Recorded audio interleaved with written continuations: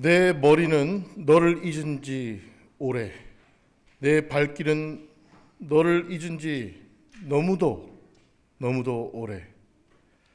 오직 한 가닥 있어 타는 가슴 속 목마름의 기억이 내 이름을 남몰래 쓴다. 민주주의야. 떨리는 손, 떨리는 가슴, 치떨리는 노여움으로 나무 판자에 백묵으로 서툰 솜씨로 쓴다. 숨죽여 흐느끼며 내 이름을 남몰래 쓴다. 타는 목마름으로 민주주의여 만세. 갑자기 웬 민주주의여 만세냐고 생각하실 수 있겠습니다. 지금 제가 읽어드린 시는 1975년 김지아 시인이 쓴 타는 목마름으로라는 제목의 시입니다. 순수한 시적 아름다움을 추구하는 신미적인 시어에 익숙해 있던 제게 처음에는 김지아의 이 시가 어색하고 불편하기 짝이 없는 정제되지 않은 쓰다만 시처럼 느껴지기도 했습니다. 민주주의여 만세 같은 선동적 언어는 이념적 정치 집회나 행사에서나 적당할 법한 구호가 아니겠습니까? 그러나 이 시가 쓰인 1975년의 역사적 컨텍스트는 우리를 그 시인의 실종과 삶의 자리와 그의 시어를 교차해 읽게 합니다. 모든 시민의 자유와 인권이 박탈되고 독재자의 지배가 내 모든 일상과 발걸음, 숨소리까지도 억제해오는 숨막히는 1972년 유신 체제와 긴급 조치 하에서 그나마 한 모금 목이나마 축이던 민주주의의 일말의 희망마저 강탈당하고 메말라져 버린 저 광야와 사막 같았던 역사적 현실. 이 시인에게 내 이름 남몰래 쓴다. 타는 목마름으로 민주주의여 만세라고 끝맺은 이 시의 민주주의는 아마도 광야의 그 간절했던 한 모금의 생수, 그 물 한 모금의 다른 이름이었을 것입니다. 그것이 저 김지아 시인이 목 놓아 부르짖었던 갈망, 타는 목마름으로 간절히 희구할 수밖에 없었던 지고의 가치요, 이상향이었던 민주주의였다고 새롭게 해석해 봅니다. 저는 저 타는 목마름으로라는 시의 목표와 대상이 한낱 정치 제도와 이념에 불과한 민주주의에 불과했다는 사실에 내심 실망과 조소를 던지던 저의 그 졸렬한 역사의식과 무지성에 그저 부끄러움에 얼굴이 달아오를 수밖에 없었음을 고백합니다. 그리고 저의 그 부끄러움을 이 시 한 구절로 다시금 상기합니다. 안도현 시인의 너에게 묻는다의 대목이죠. 너에게 묻는다. 연탄재 함부로 발로 차지 마라. 너는 누구에게 한 번이라도 뜨거운 사람이었느냐? 안도현 시인의 이 질문 앞에 저는 오늘 타는 목마름으로를 읽었던 저에게 다시 질문합니다. 너에게 묻는다. 민주주의 가볍게 여기지 마라. 너는 민주주의 하나만이라도 타는 목마름으로 갈망해 본 사람이었느냐? 이 질문 앞에서 저는 말문이 막혀버립니다. 한때 어떤 시인은 그토록 타는 목마름으로 민주주의를 갈망하기라도 했건만 그리스도인인 나는, 하나님을 믿는 나는 민주주의만큼이나 고매하고 지고한 그 어떤 가치 차원에 얼마나 목말랐던가. 이 질문은 오늘 사순절을 겪는 우리에게 공이 던져지는 질문이라고 생각합니다. 흔히 종교학에서는 세계 종교 문명의 발상 지역을 자연 환경에 따라서 몬순형, 사막형, 그리고 목장형 풍토로 나뉘어 분류한다고 합니다. 종교가 발생한 그 지역과 풍토를 기반으로 종교를 분류해 본 거죠. 크게 대비되는 게 바로 몬순형 종교와 사막형 종교입니다. 오늘 설교에서는 목장형 종교에 대해서는 시간 관계상 생략하겠습니다. 몬순이란 몬순이란 말은 기후를 얘기하는 겁니다. 우리 그 인도 태평양 지역에 있는 그 비가 많이 오고 물산이 풍부한 그런 기후 풍토죠. 몬순형이란 자연이 주는 득과 실이 너무나도 엄청나 감히 자연에 맞서고자 하는 생각조차 품을 수 없는 풍토를 말한다고 합니다. 이 풍토 하에서 인도 문명, 곧 힌두교나 불교와 같은 종교가 탄생했습니다. 따라서 이처럼 자연이 절대적 유력을 지닌 공간에서 인간의 자기 이해 방식은 대개 순응 내지 수용이었습니다. 자연의 흐름에 자신의 삶을 맞춰 살고자 한 것이죠. 이런 순응적 인간 이해로부터 업이나 윤회 같은 종교적 표상이 생겨났다고 합니다. 반면에 사막형 풍토 역시도 종교와 문명을 발생시켰습니다. 몬순형 풍토와 달리 사막이란 곳은 인간 생존 자체가 불가능한 곳이죠. 자연의 은총 자체를 도저히 경험할 수 없는 공간이 바로 사막입니다. 이런 사막형 풍토에서 인간은 무엇보다도 의지적 존재가 되어야 했습니다. 그 척박하고 잔혹한 기후 환경을 극복해야 되는 거죠. 생존 자체가 어려운 곳에서 생존하려면 더욱 강력한 의지가 요구됐던 것입니다. 이런 자기 이해 속에서 인간은 초자연적인 신의 표상을 갖게 됩니다. 사막에서 생겨난 종교, 유대교, 그리스도교, 이슬람교 모두가 다 그런 절대적, 율신적, 초자연적 신의 표상을 갖게 되었죠.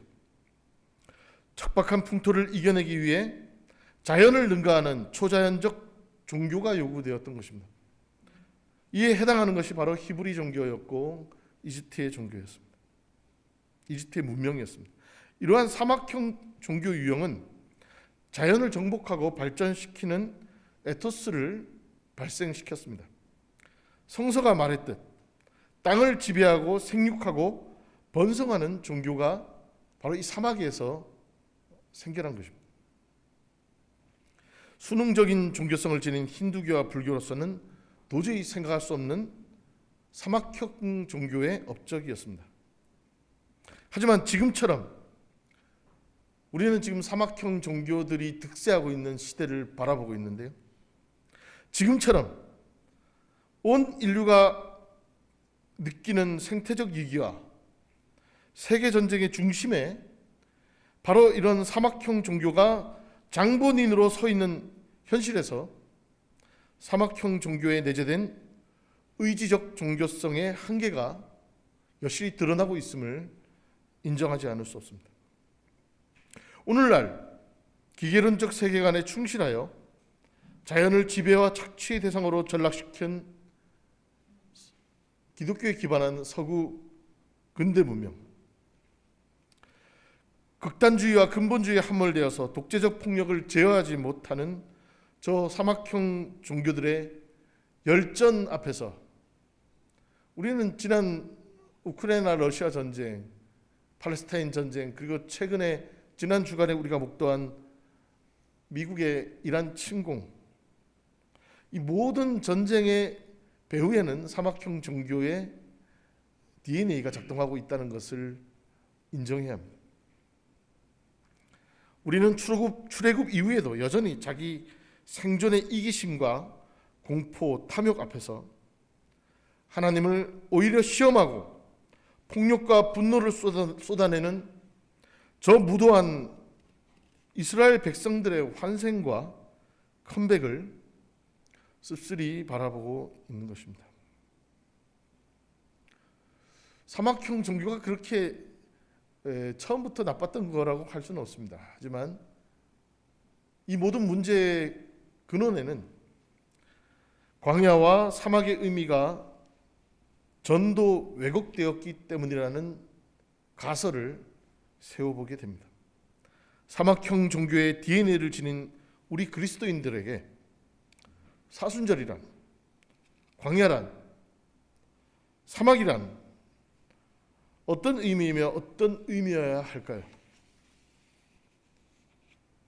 사순절 세 번째 주일을 맞이하고 있습니다. 우리는 출애굽한 지 40년이 되어도록 여전히 광야에서의 연단과 시험에 내몰린 이스라엘 백성들처럼 이렇게 절기를 따라 영적 광야에 내몰린 듯한, 홀로 서 있는 듯한 시간을 보내고 있습니다. 오늘 출애굽기 17장 1절 말씀에 바로 이렇게 광야에 내몰린 이스라엘 백성들에게 어떠한 실존이 있었나요? 이스라엘 자손의 온 회중은 신광야를 떠나서 주님의 명령대로 진을 옮겨가며 이동하였다. 그들은 르비딤에 진을 쳤는데 거기에는 백성이 마실 물이 없었다. 르비딤은 원기 회복이라는 뜻을 지니고 있는 지명이라고 합니다. 이곳이 시내산에 도착하기 직전의 마지막 장소라고 하는데요.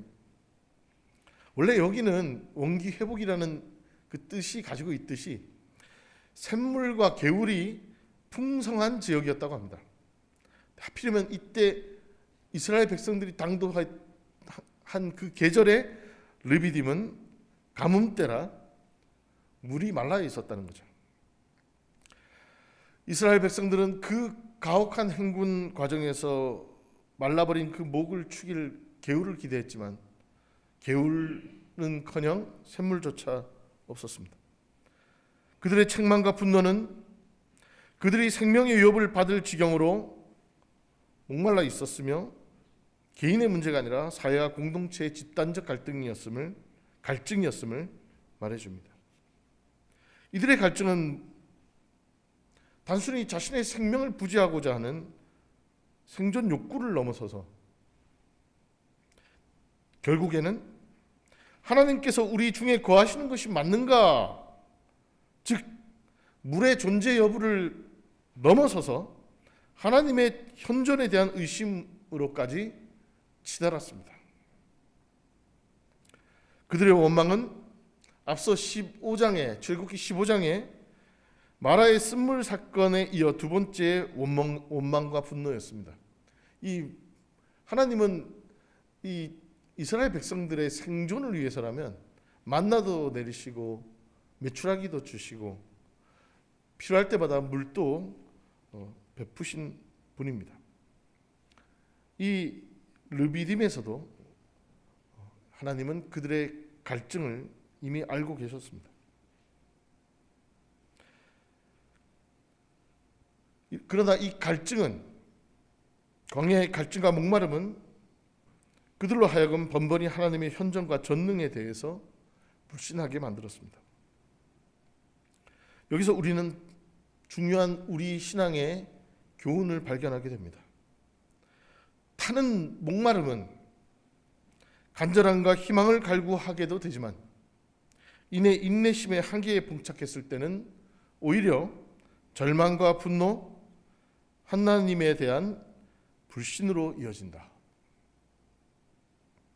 어떤 의미에서 이스라엘 백성들의 분노와 원망은 물의 결핍에 대한 탄원이었다라기보단 출애굽 자체에 대한 불만과 후회, 애굽에서의 안정적 삶에 대한 미련의 다른 모습일 수도 있겠습니다. 광야에 우리를 괜히 끌고 나와서 죽이려 드는구나. 그래서 모세를 원망하다 못해 하나님을 원망하죠. 오히려 애굽 노예살이 때 그 안정적이고 규칙적인 삶, 그 가혹하지만 노동의 대가로 얻어지는 빵과 고기, 그 물이 더욱더 그리워지는 자리, 바로 그것이 사막이고 광야입니다. 하나님이 왜 40년 동안 그렇게 뺑뺑이를 돌리셨을까요? 바로 그 애굽에서의 노예살이의 그 삶의 습성과 정체성, 노예가 더 편안하고 안정적인 그 삶의 태도를 완전히 벗어버리기 위해 하나님은 광야에서 연단하고 시험하신 겁니다. 그렇지만 그것은 너무나도 고통스럽고 가혹한 과정이죠. 영성신학자인 아르투르 파울리는 고독 속의 비움을 배우기 위해 사막을 찾았을 때 사막 생활 초기에 겪었던 어려움에 대해 그것은 불편한 사막의 환경 때문이 아니라 사막 생활의 무익함 때문이었다고 회고하기도 했습니다. 적응하면 되죠. 사막이 불편하면. 그렇지만 내가 도대체 여기서 뭐 하고 있는 거지라는 현타, 그것이 그를 더 괴롭혔다는 거죠. 우리도 매년 사순절이라는 교회력의 절기를 보냅니다. 그리고 기도와 성서 묵상, 예배와 성찬이라는 종교적 루틴에 우리의 일상을 할애합니다.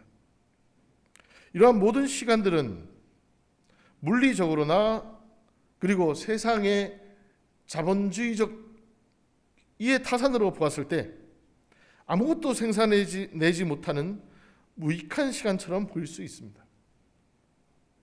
그래서 스스로 신앙 순례의 여정에 대해 자신이 소모되고 있다라는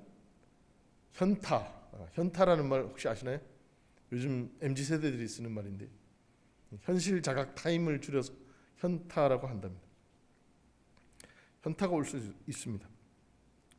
이러한 위기를 일찍이 사막을 통해 깨달음을 얻은 아르투르 파울리는 사막 일기에서 다음과 같이 말합니다. 이 세상의 여러 한계의 상황에 직면했을 때, 생사의 기로에 섰을 때 마치 텅 빔처럼 여겨질 수 있는 하나님의 부재와 침묵을 견뎌낸다는 것은 매우 힘들다. 그런데 그런 한계 상황에서는 예수께서 지니셨던 비전을 지닐 필요가 있다. 그분은 우리를 근심에 빠뜨리는 고통 저 너머에서 이것을 믿어라, 너희는 행복하다라는 기쁜 소식을 선포하신다. 사막에서 우리는 단순히 고행을 하기 위해 서 있는 것이 아닙니다. 우리가 사순절 여정에서 만나는 풍경은 하나님이 안 계실 것만 같은 낯선 자리, 광야, 사막, 빈들에서 그곳에서 마침내 하나님의 음성을 들을 수 있는 귀가 열린다면 우리도 모세처럼 우리의 지팡이를 들라 하시는 하나님을 의지해 반석을 내리칠 수 있으며 그곳에서 흐르는 생명수를 마침내 마시게 될 것이라는 그 기대를 가지고 이 사순절을 우리는 보내고 있습니다. 그리고 모세가 내리친 그 반석은 바로 그리스도라고 바울 사도는 증언합니다. 오늘 우리가 읽은 이 출애굽기의 17장의 말씀을 바울 사도도 똑같이 우리와 함께 읽었으며 고린도전서 10장에서 바울 사도는 이렇게 이 무리바 샘물 사건을 증언합니다. 이렇게 그들은 모두 구름과 바다 속에서 세례를 받아 모세에게 속하게 되었습니다.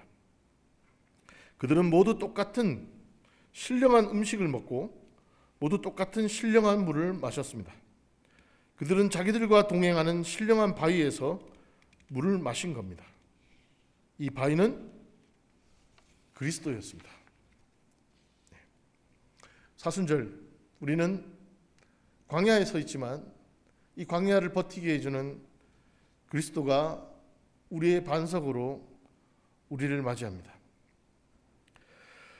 우리가 사순절을 보내는 의미는 낯선 광야에서 하나님을 아는 차원의 성장과 성숙을 이루라는 것입니다. 육신의 성장에만 머무는 것이 아니라 영적 자람의 변화를 하나님은 바라고 계신 것입니다. 그 영적 자람은 에베소서 4장 13절에 나온 그리스도의 장성한 분량에 이르기까지의 바로 그 존 웨슬리 선생님이 우리에게 요청하신 거룩하여짐, 성화, 그리스도인의 완전에 이르는 단계인 것입니다. 이스라엘 백성들이 출애굽했을 때는 자신들도 새로운 땅에서 애굽의 지배자들처럼 제국을 건설하고 노예를 부리며 강력하고 부유한 나라를 세우길 갈망했을 것입니다. 그들 또한 이제 우리도 저 애굽의 파라오처럼 강력한 지배자가 되고 싶은 그 갈망을 가졌던 것이죠. 그러나 하나님이 그들에게 40년 광야의 생활을 마치고 가나안에 들어갈 즈음 그들에게 바라신 변화된 영적 단계와 수준은 사람이 떡으로만 사는 것이 아니요 하나님의 입으로 나오는 말씀으로 사는 것. 예수님이 마태복음 4장에서 광야에서 시험 당하며 그 마귀에게 하신 그 답변, 그것이 하나님이 바로 이 출애굽의 이스라엘 백성의 여정에게 요청하신 바로 그 가르침이요 목표입니다.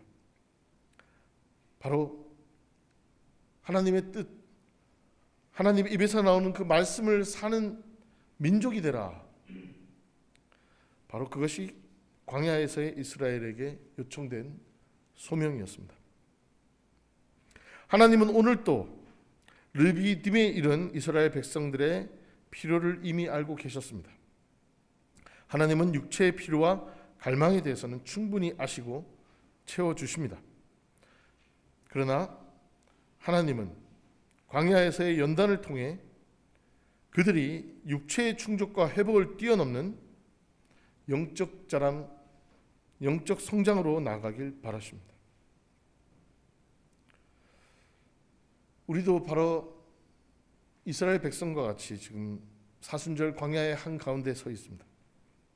그 어느 때보다도 나의 광야와 사막, 빈들에서 그 빈들을 가득 채우고 계신 하나님을 타는 목마름으로 갈망하고 마침내 조우하시는, 그래서 그리스도의 반석이 뚫려 그것에서 생명수가 쏟아져 나오도록 세상을 향해 소망과 사랑을 전하는 복된 아펜젤러 인후교의 모든 성도 되시기를 간절히 축원드립니다.